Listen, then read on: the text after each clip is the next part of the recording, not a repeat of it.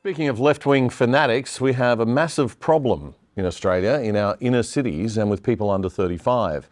Despite the Greens candidate for the recent Brisbane City Council election literally calling for shoplifting and squatting to be made acceptable and ethical and normalised in our society, people in the inner city suburbs of Brisbane still voted Green in terrifying numbers. In the inner city Brisbane electorate of the Gabba, which covers West End and Woolloongabba, think Fitzroy, Newtown, Northbridge, you get the idea, inner city grunge hipster vibe. The Greens' primary vote was absolutely off the charts at 45.4%. Now just let that sink in for a minute. That's almost half the people who live in that area walked into a polling booth and put a 1 next to the Nutter Party.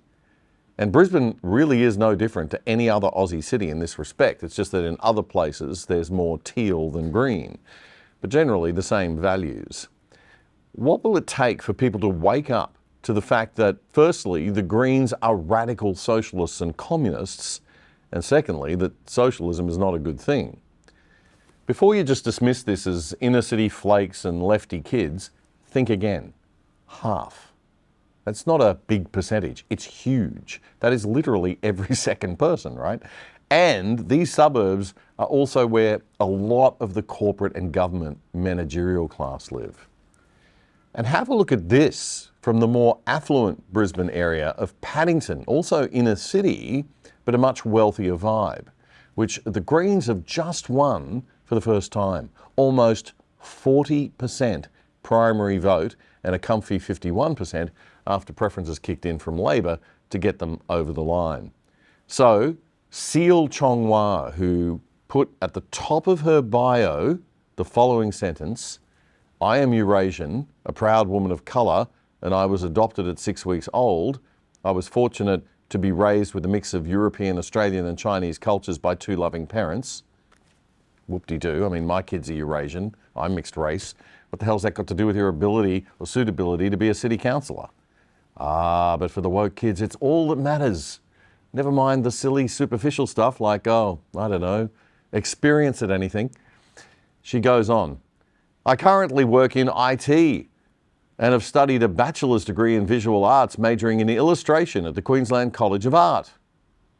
Right, and so, being a counsellor, anything, administration, management, anything where you sort of had to run a big thing like, I don't know, a city? She goes on, "I enjoy teaching music to my 2 kids and have a passion for singing and playing guitar, piano and violin. I've also enjoyed performing in an electro band in Brisbane's live music scene." Oh, God help us. "I became active in politics," she says, "due to my frustration with the government's lack of action on the climate crisis. My heart goes out to people who were impacted by the 2022 floods and all previous severe events." Like everything that's ever happened before, ever, to anyone, my heart goes out.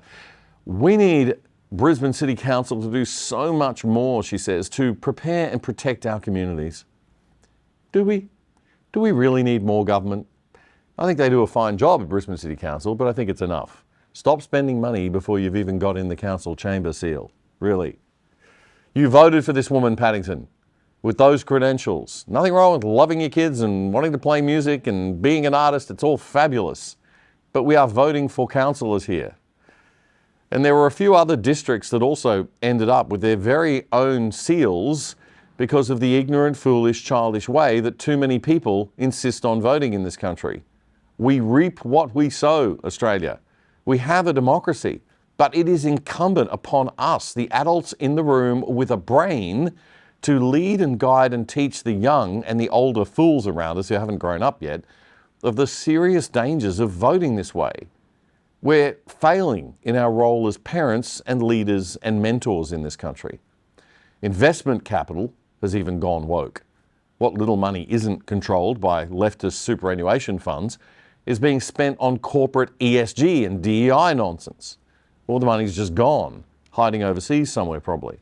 But God knows it's not supporting the right media and education and cultural or church initiatives in Australia. We are losing the plot. So if you're a wealthy boomer and you want to keep your money from the taxman and these lunatics, you need to cough up and start funding and sponsoring the right things. And if you can and are fit and able, you need to get to work, volunteering to change this garbage.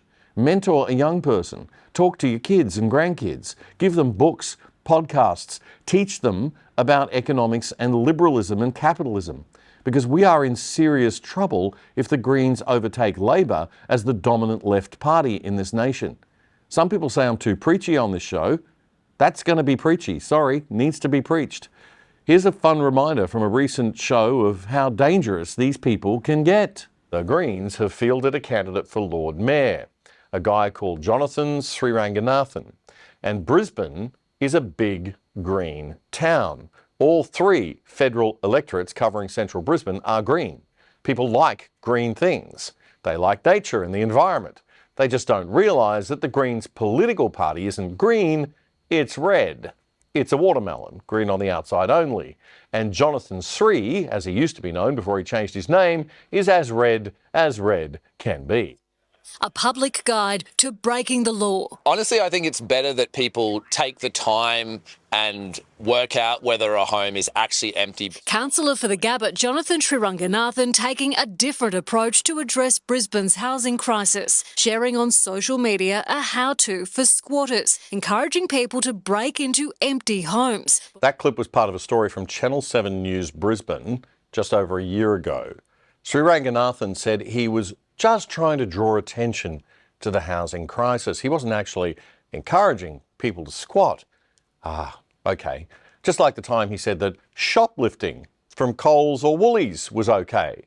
A position that he hasn't backed away from, repeating as recently as October in this interview with Brisbane's Radio 4BC's Peter Gleeson. Just in Woolies and Coles, not in IGA small businesses. If you can't afford to eat. That's the most irresponsible thing I've ever heard, Jono. Well, For a prospective Lord Mayor candidate. What I said was that if people are poor, they can't afford the rent, they're living below the poverty line, I think it is ethically justifiable. That's anarchy, mate. No, it is ethically justifiable. That's anarchy. No wonder you're an anarchist. Let me finish. I think it is ethically justifiable if people who cannot afford to put food on the table, whose kids are going hungry, shoplift. It's just, I mean, that was astounding enough, but after what happened last weekend with the election, 20% of people citywide in Brisbane voted one Greens after seeing that. 45%, as I said, in the Gabba ward, that seat, and 40% in Paddington, which is a wealthy area. Yeah, maybe it's not that people are mistakenly voting for them thinking they're an environmental party. Maybe they know they're a socialist communist party and are voting for them anyway. If this philosophy of shoplifting as a perverted form of social security sounds familiar, it's not surprising. You may have seen this from our friends in America. You've seen the videos of brazen smash and grabs like these, often carried out in broad daylight. It's an absolute threat. A Chicago area Louis Vuitton raided by 14 hooded suspects, making off with over $100,000 worth of luxury items. A flash mob style heist at an Oakland area Nordstrom.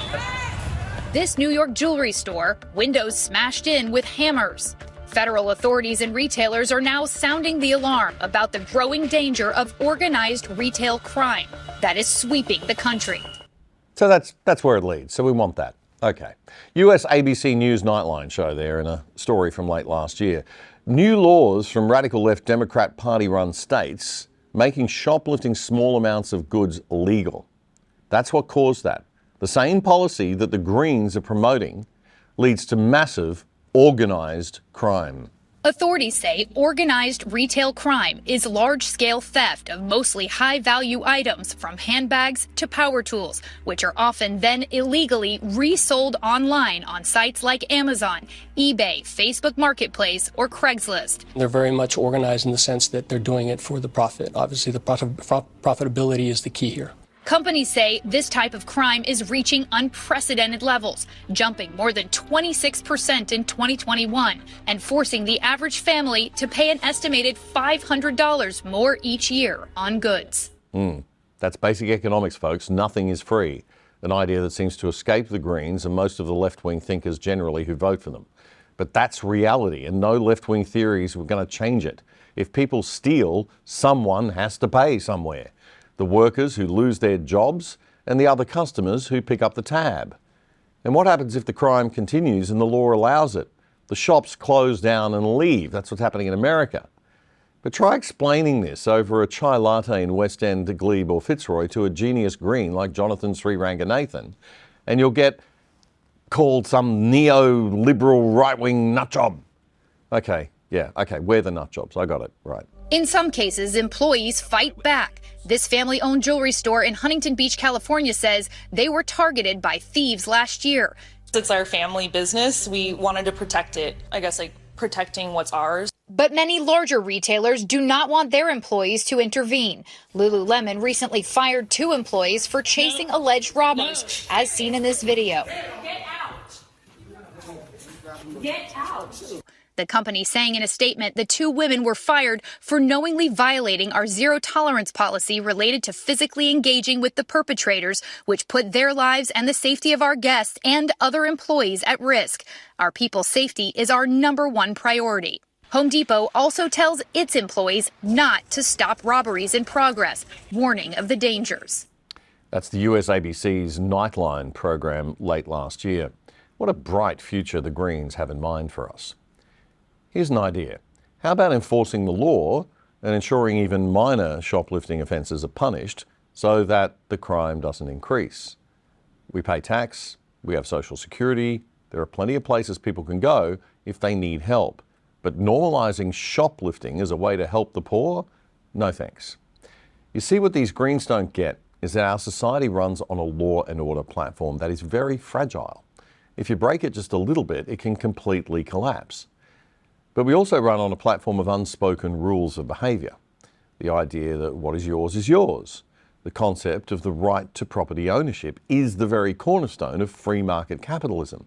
And that is the real reason that modern day Marxists like the Greens want to attack it so much. The right to own property, land, houses and stuff is what stimulates our system. It's why so many of us get up in the morning and go to work and produce the wealth that lifts the whole country up. If I told you, as socialists and communists like to do, that you must go to work every day and that we will take your money, the fruits of your labour, off you, or we won't let you get paid more than the next guy, no matter how much better at the job you are, or how much more effort you try to put in, or how hard you work, then what happens to your motivation? Same job, same pay, hey? May as well not bother putting in any extra effort then. May as well not bother starting a small business. May as well not bother creating any jobs or skilling up or getting extra education. May as well not bother investing in anything, since the government will take ownership anyway eventually, take all my gains, etc., etc., etc. Honestly, history has already taught humanity this lesson time and time again in the past 200 years, and we just keep making the same mistake. People still keep voting for the party that sounds nice, that sounds caring, that feels nice. But we've got to be grown-ups. We have to engage our rational thinking brains, and we have to think more than just one step ahead. Every government intervention has consequences, both obvious and unforeseen and unintended. Will we ever get it? If you like that content, there's a lot more where that came from on The Other Side, a weekly show we put together, a summary of all the news of the week to get you smart for the weekend without the woke. Join us, smash that subscribe button and support us, and the little bell, and you can watch a full long episode here or subscribe here.